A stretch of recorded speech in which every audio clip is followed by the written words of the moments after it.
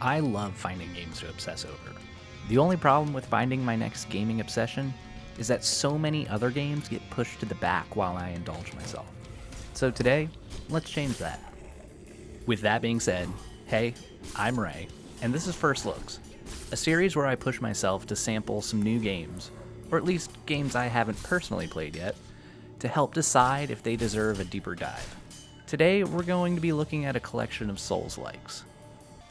As we jump in, a quick explanation of what I'll be doing today. I've picked 3 games in the Souls-like genre to try out. I'm going to give each game about an hour or 2 of my time to see if they impress me. Then I'll discuss whether I foresee if a game has what it takes to be a potential obsession. If you find any of these games interesting, let me know down below and they may get a dedicated future video. Also, to kick off this new series, I will actually be doing a giveaway of a free Steam key for each of these games. There will be more info on the giveaway at the end of the video. Let's hop into our first game. First up, we have Steelrising. Steelrising is a game developed by the French studio Spiders in their proprietary Silk engine. The game released back in 2022 and seems to be received decently well. Its Steam page boasts 74% of its 1,400 reviews being positive. The game is a Souls-like set in an alternate, mechanized history of Paris in 1789, during the French Revolution. You are Aegis, an automaton bodyguard of Marie Antoinette, set to the task of stopping the bloodshed of Louis XVI. As far as premises go, this is fantastic. After a bit of light character creation, you pick one of 4 starting classes, and then the tutorial level starts. The animations aren't amazing, but feel fine. The combat in the game, its main aspect being a Souls-like, is admittedly a little clunky. You have your standard light and heavy attacks with combos and the ability to charge your heavies. Actions deplete your stamina bar, as in any other Souls-like, but in this game they do something really cool with that. Since you are a robot, obviously you're not getting winded when you attack and run, you're getting overheated. The overheating is actually seen on the engine visible on Aegis's back, glowing hotter the lower stamina you have. And they add in a really cool system where you can hit Y after your stamina is empty to rapidly cool your system. This rapid cooling instantly fills your stamina back to full. However, this rapid cooling apparently can deal frost damage to yourself, presumably forcing you into the decision of taking damage to get your stamina back, and being a little more passive to preserve your health. The reason I say presumably here is because you are given a buff from the start that actually reduces this damage, so I really didn't notice it when I was playing. For progression, you have 6 stats to be upgraded with this game's version of Souls. They call it Essence. In addition to armor and weapons, you have 4 unlockable slots in your back for upgrades that function similarly to rings in Dark Souls, but with their own twist. A quick look online, the game seems to have a decent amount of weapons to choose from as the game goes on, and even in the first area alone, I came across a couple to try out. In addition to fighting mobs across the map, Steelrising has bosses. The first one you encounter is the Unstable Lancer, a larger, more aggressive automaton than those that you have fought so far. It's relatively standard fight as far as Souls-likes goes.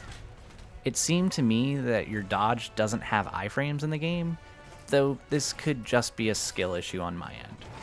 And this game does something that I think is pretty crappy to the player for a first boss fight. Throughout the boss room are dormant enemies. They will activate and join the fight if you get too close to them, but it doesn't tell you this. Not that this is a bad design for a boss, but it felt a little punishing for a first boss. Taking a quick peek online, there are a total of 8 or so unique bosses throughout the game, and these unstable enemies are just buffed up version of mobs thrown in later. So, what do I think about this game? Like I said, it's a little clunky, but I actually found myself getting used to the clunk pretty quickly. The gameplay so far is nothing phenomenal, but the atmosphere and concept alone make me want to keep playing this game. A couple of weapons I tried seemed really fun and made me want to try more. This is a game that I could see giving a full video to later if you would like to see it. I imagine that subsequent playthroughs could be pretty quick if you end up enjoying the game as well. Off this impression, I could see this being a sort of mini obsession for the right player. But let me know what you think down below, and I might add this to the list of large-scale obsession videos later on. Getting into our next game, we have Salt and Sacrifice. This is the sequel, or prequel, to Ska Studios' 2D Souls-like Metroidvania, Salt and Sanctuary.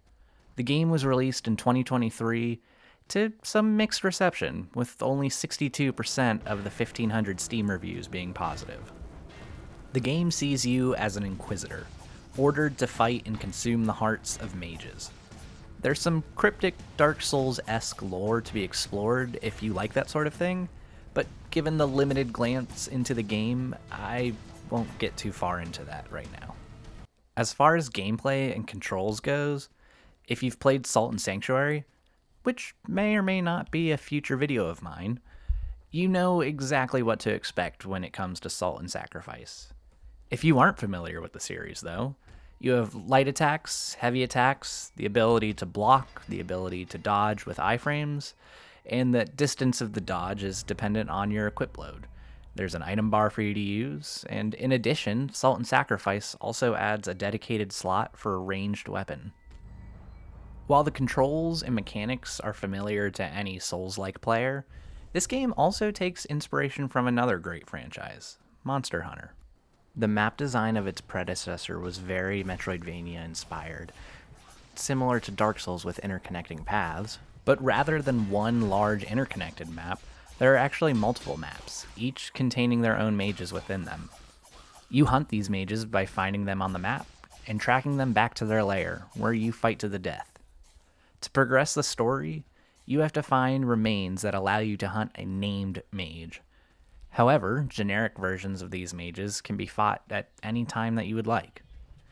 Defeating a mage gives you its drops that you can use to create and upgrade new equipment, hence the Monster Hunter influence mentioned earlier. When it comes to leveling up, there is a rather intimidating skill web, but once you know what you're looking at, it really isn't that bad. Essentially, once you have an idea of the equipment you want to use, you look at the nodes and follow the path on the web. It's that simple. This will help you level up relevant stats and unlock the ability to use higher tiers of that weapon within the respective class. So, what are my thoughts on this one? While it has obviously received some mixed reviews, I'm really excited to play more of this. While it took me a couple attempts to kind of lock in, I really enjoyed playing Salt and Sanctuary. And then adding in that Monster Hunter influence on top makes me really excited to play Salt and Sacrifice. I can almost guarantee you I will play this one through. But let me know if you'd like to see a video of what that experience looks like. And that brings us to our last game, Elderborn, a game developed by Hyperstrange and released in 2018. Of the 3 games reviewed today, Elderborn definitely has the best overall reception, with 88% of its nearly 1,400 Steam reviews being positive. You are the chosen champion of a tribe of barbarians who is sent to explore the secrets of an ancient city of doom. A simple premise, and you're off. While there is definitely some Souls-like influence that I will get to in a little bit, this game is an action-packed, metal-inspired first-person slasher. The combat is fast-paced, kinetic, and sees you kicking a ton of enemies off of cliffs.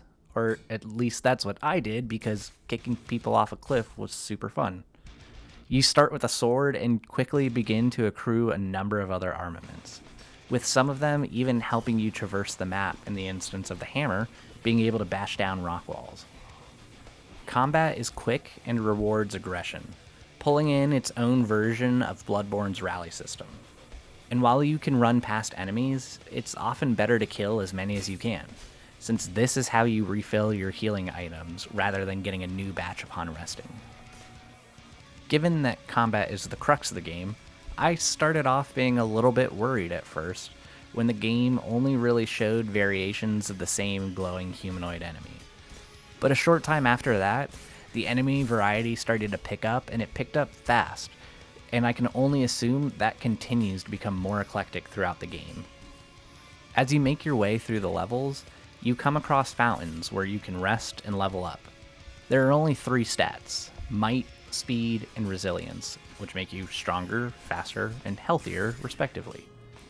It's a simple system with a couple of perks along the way, but this game doesn't try to overcomplicate the RPG mechanics, and instead focuses on throwing you into the melee combat as often as it can. As for my thoughts, this game is not for me. I prefer mechanical depth and slow, methodical combat. That being said, if you are interested in what this game has to offer, you will probably love it. It seems to do exactly what it sets out to do, and it does it well. Will it be a long-term obsession of yours? Probably not, given the lack of build variety and straightforward nature of the game, and especially since you can swap between any weapon at any time, you kind of have everything the game has to offer right away. But if you really like the combat, I could see this being a sort of great speedrun style game.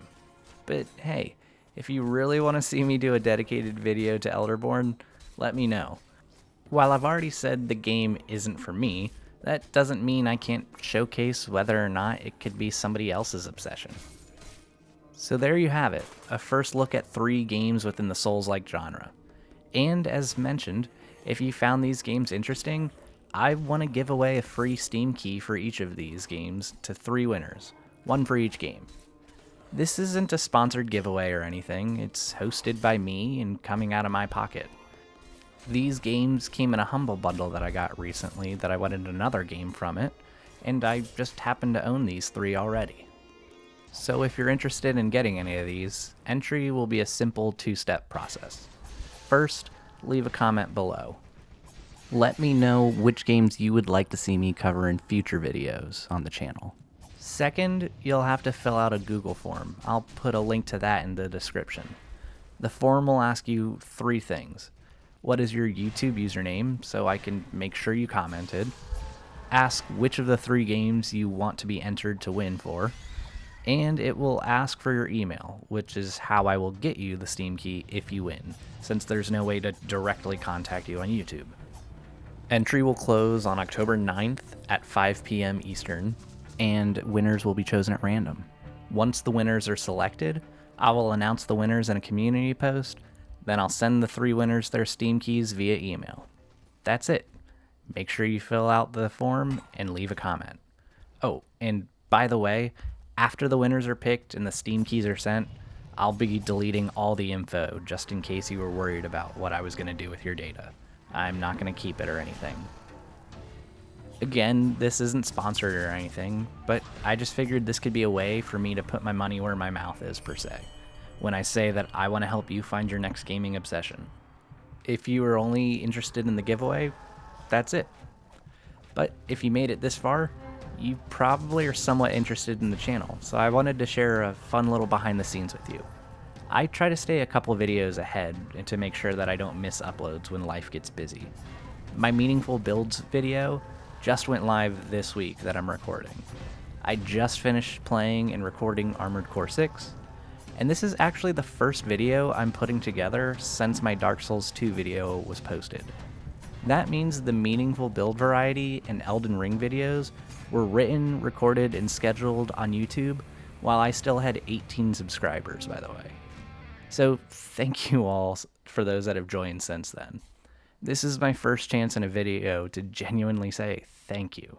It means a lot that so many of you have decided to join me on this journey. I'm currently playing through the batch of games for Obsession that I mentioned at the end of Elden Ring, and you'll learn more about those in the AC6 video, which I need to start editing as soon as I wrap this one up. But again, I really just wanted to say thank you for joining me on this journey. It means a whole lot. Anyway, I hope I see you again soon, but regardless, I hope you have a great rest of your day, and I hope you know that you truly matter in this world. Take care.